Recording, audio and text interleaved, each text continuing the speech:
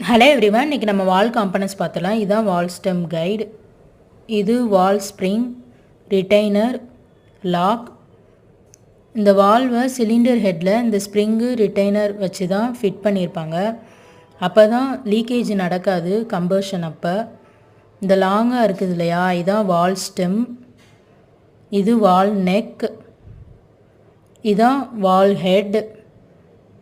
இந்த வால் ஹெட்டில் 2 லேயர் இருக்கும். First layer வந்து மார்ஜின், மேலே இருக்கிறது வால் ஃபேஸ்.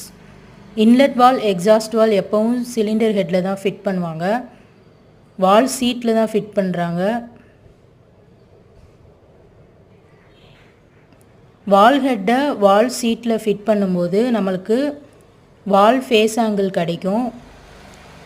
வால் சீட்டுக்கும் வால் ஃபேஸ்க்கும் இடையில உள்ள ஆங்கிள் தான் வால் ஃபேஸ் ஆங்கிள்.